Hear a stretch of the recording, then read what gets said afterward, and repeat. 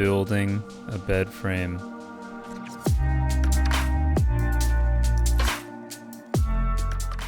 So in this video, I'll be showing you how I built a queen bed frame for our guest room. And I had a little room for creativity with this one since I wasn't going to be sleeping in it. And this one definitely took some time thinking about designs and how it would work. And here are some of my initial designs, and I knew I wanted to somehow incorporate LED lights. I had entertained ideas of what I think would be called negative spacing and some type of 3D wave pattern. But then it morphed into an idea of making a wooden oval with a 3D pattern. And this makes me look like a crazy person, but I was trying to visualize a pattern by color coordinating different thickness wood pieces on this template. And it was still really hard for me to visualize until I tested out the idea with a few pieces, and it seemed to work.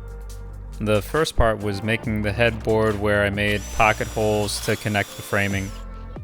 And I made two separate panels because it would be easier to transport into the bedroom later. And so here I'm just showing one of the panels. And I put this thin panel in order to glue the small pieces later. And I cut a bunch of pieces in increments of 2, 4, 6, 8, and 10 inches using 1x2s, 2x2s, and 2x3s in order to create that 3D look. And I stained the different thickness woods different colors to emphasize how light would hit it, if that makes sense. So the thinnest 1x2s would be the most shallow, so I stained them the darkest, which I used a provincial stain. The medium thickness 2x2s would be in the middle, which I used a colonial maple stain.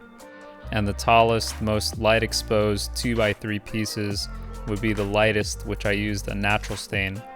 And here was my template of how I would lay out the pieces on the headboard.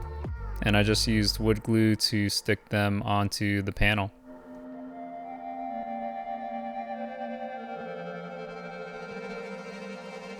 And I moved the panels to the bedroom and then just needed to connect the boards together.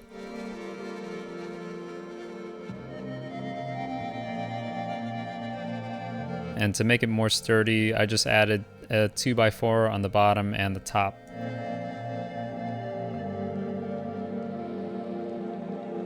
The next part was to make the bed frame base, and I used 3/4 inch plywood, which was 13.5 inches tall. And then I sanded it down. And I wanted to experiment a bit with the stain, and I used a provincial stain and ebony wood stain. And it's pretty much the same technique I've used in the past, using a darker stain to emphasize some of the knots and grains of the wood. But this time it didn't seem to make that big of a difference. And then I stained the outer edges black and put on 2 coats of satin finish. To connect the plywood frame together, I made these posts using 2x4s.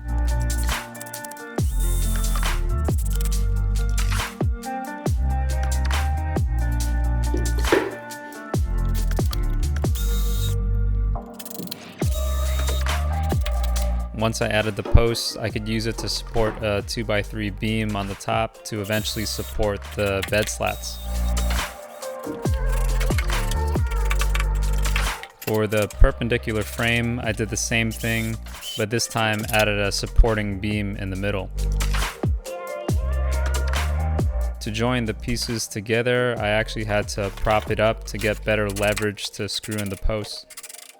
And then I screwed in another 2x3 beam and connected it to the middle post. And then I connected the corners. And then I added the other panel by flipping it on its side again and lined up the middle post. And then I connected the 2x3 beam at the top of the bed frame.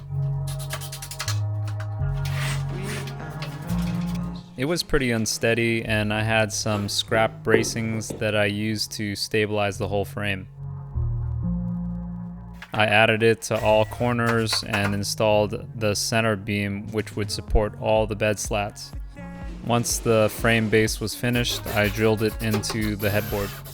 For the shelves, I used some scrap 1/2-inch plywood and lined it with 1x2s, and I also used some bracings on the underside to make it more stable. Then I put the wood finish on, and then I installed the shelf to the headboard. And in my big mess of wood scraps, I found these white 2x2s, which I thought would be helpful to hold the shelves up. And this is a view of how I drilled the shelf into one of the studs of the headboard. And the headboard was really wobbly because it was more than 3 times the height of the actual frame. So I had to install these bracings at the side of the frame to hold it up much better.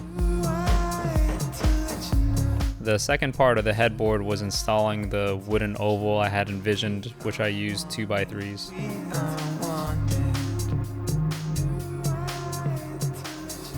For this section, I used a golden pecan stain for the pieces and used a satin finish.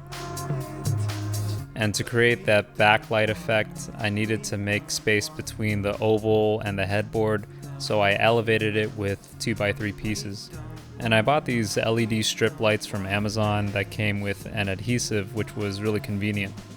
And I put the adhesives on the borders of the 2x3s with the sensor box velcroed on the inside, and the wiring would go behind the headboard. And the most anticipated part was installing the oval.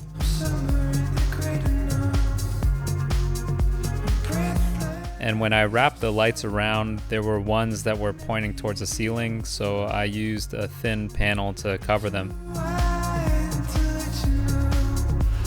And the last part of the project was installing bed slats, which were 1x2s, and to keep the spacing even, I used a 6-inch scrap wood piece. And the bed frame is done. And I think it's always exciting having an idea and not being able to completely imagine what it would turn out to be. And when it all comes together, it just makes it that much better. I really like the way this turned out, with the 3D effect of the oval, the backlighting hitting the pattern headboard, and just all the wood stain colors. So if you like the video, give it a thumbs up if you like, subscribe if you want to see new content, and we'll see you next time.